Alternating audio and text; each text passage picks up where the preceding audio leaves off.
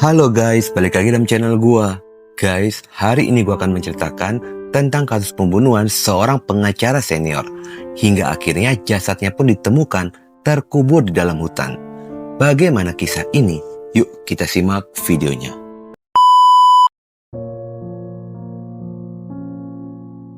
Guys, sebelum memulai pada kasusnya, gua ingin mengajak kalian untuk mengetahui sosok dari korban itu sendiri.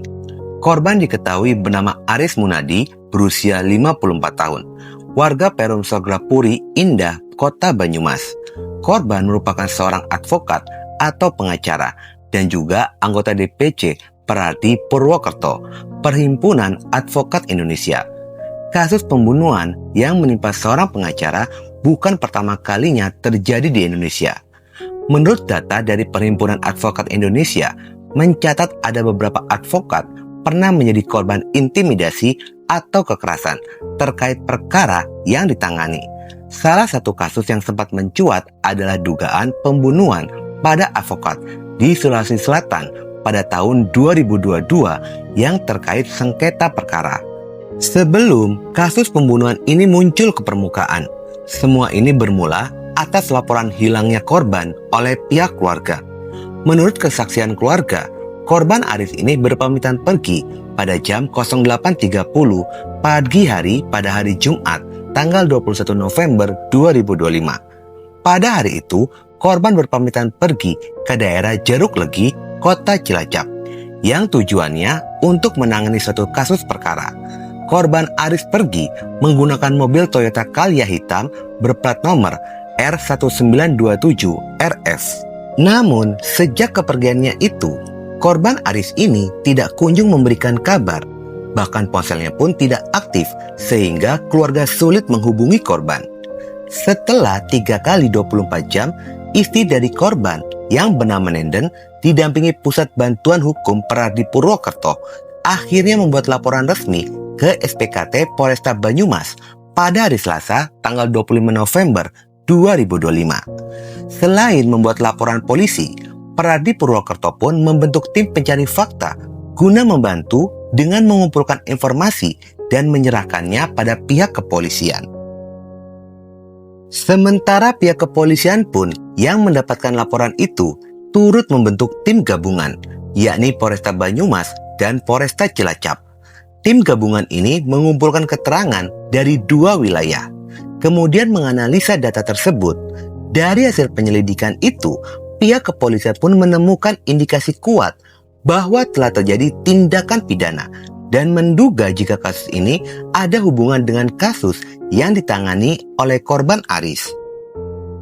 Dari hasil penyelidikan yang dilakukan oleh pihak kepolisian, akhirnya pihak kepolisian pun berhasil menelusuri keberadaan mobil milik korban. Setelah mendapatkan adanya laporan dari warga, adanya mobil yang terparkir di pinggir jalan raya Desa Mekarsari, Kecamatan Kutawinangun, Kabupaten Kebumen, pada hari Jumat tanggal 28 November 2025. Polisi yang tiba di lokasi menemukan mobil milik korban terparkir rapi dalam kondisi terkunci. Meskipun hanya mobil milik korban saja yang ditemukan, tetapi penemuan mobil milik korban ini menjadi langkah maju polisi guna mengungkap kasus hilangnya korban Aris. Jika melihat lokasi dari Google Maps, jarak antara tujuan awal korban, yakni Cilacap, dengan mobil yang ditemukan di daerah Kebumen, jaraknya terbilang jauh, yakni sekitar 85 km melalui jalur tercepat. Sehingga polisi menganalisa jika korban ini dibawa oleh pelaku dan sempat berpindah-pindah lokasi hingga akhirnya mobil korban ditemukan. Penemuan mobil korban ini menjadi langkah maju polisi dalam melakukan penyelidikan dan mulai melakukan identifikasi orang-orang yang terakhir kalinya bertemu dengan korban. Dari penyelidikan polisi yang dibantu oleh Peradi dalam memberikan informasi terkait aktivitas korban di Cilacap. Setelah dilakukan pendalaman kasus, polisi pun mengambil kesimpulan dugaan orang yang terkait dengan hilangnya korban Aris mengkerucut menjadi 4 orang. Pihak kepolisian pun segera melakukan penahanan pada 4 orang guna dilakukan pemeriksaan lebih dalam lagi. dan mereka ini pun masih berstatus sebagai saksi. Keempat orang ini pun diduga terkait dengan aktivitas korban pada saat di Cilacap dan berhubungan dengan hilangnya korban, serta diduga saksi mengetahui keberadaan korban Aris. Keempat orang saksi yang diamankan oleh polisi ini, mereka saling mengenal dengan korban karena mereka merupakan klien dan juga rekan kerja korban. Sementara dari hasil interogasi polisi, keempat orang saksi ini masih berubah-ubah dalam memberikan kesaksian, sehingga polisi pun masih terus melakukan pendalaman kasus terkait keberadaan korban Aris.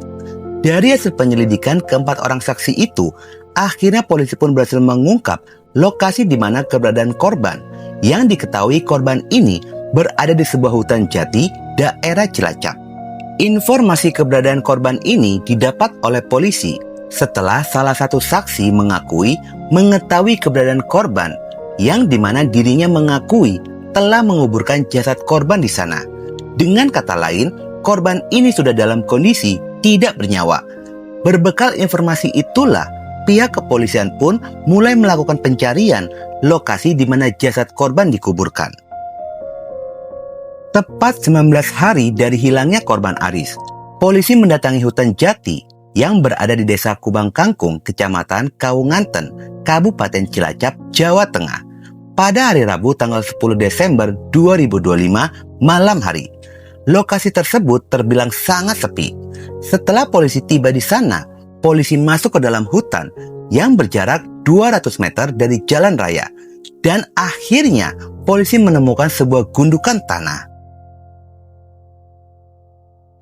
Setelah gundukan tanah itu digali sedalam 1 meter, dan polisi menemukan jasad korban berada di sana dalam kondisi sudah membusuk. Pihak kepolisian pun segera melakukan evakuasi, membawa jasad korban menuju rumah sakit guna melakukan pemeriksaan lebih lanjut seperti visum dan otopsi, guna mengetahui secara pasti penyebab kematian korban ini.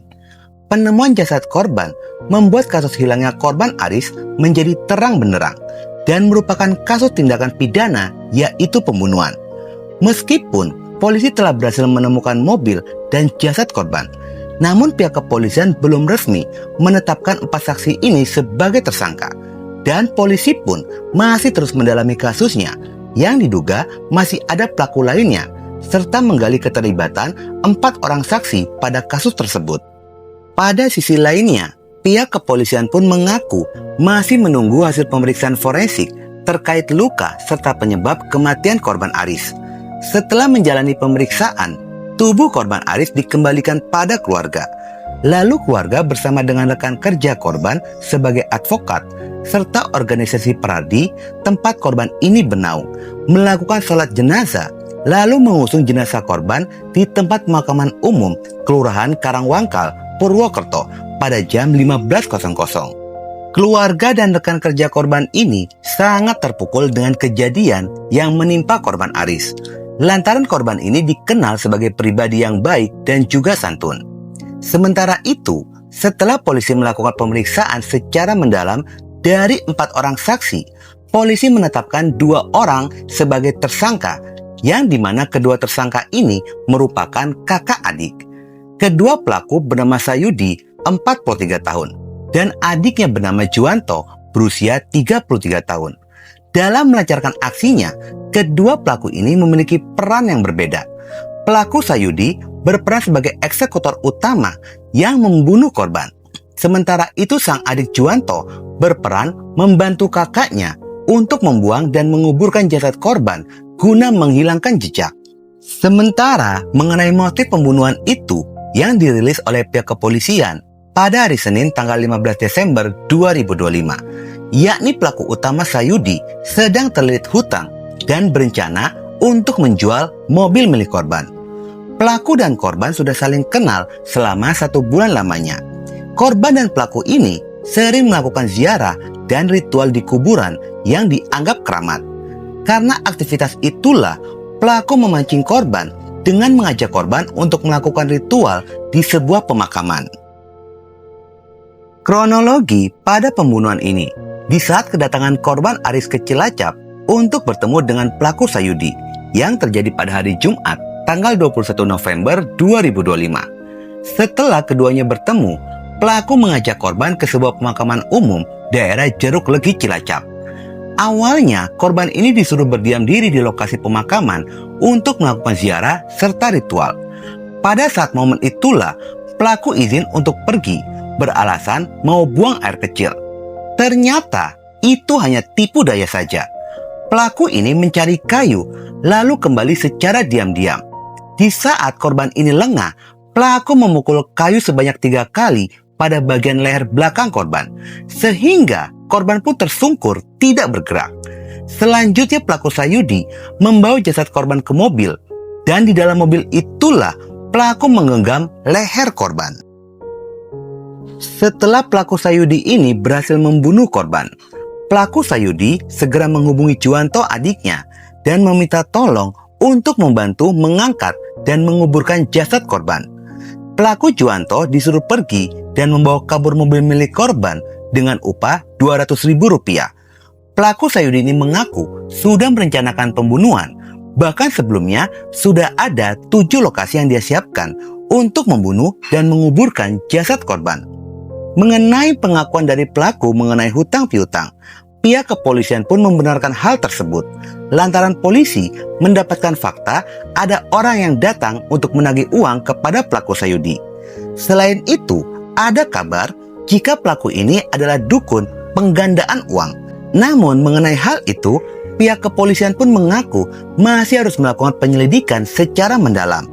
Atas perbuatannya, pelaku Sayudi terjerat pasal pembunuhan berencana dengan ancaman hukuman maksimal, yakni pidana mati. Sementara adiknya terjerat pasal membantu dalam pembunuhan itu. Guys, inti dari kisah ini, jangan pernah percaya dengan ritual apapun, termasuk datang ke makam keramat, karena itu semua bohong, hanya tipu daya seorang dukun. Selain itu, meminta sesuatu pada kuburan yang dianggap keramat itu merupakan perbuatan syirik. Kalau kita datang untuk berziarah dan mendoakan, silakan saja. Tetapi kalau dengan tujuan ritual, itu merupakan perbuatan syirik. Oke guys, sekian dulu video gua hari ini, dan jangan lupa ikuti terus video gua. Oke?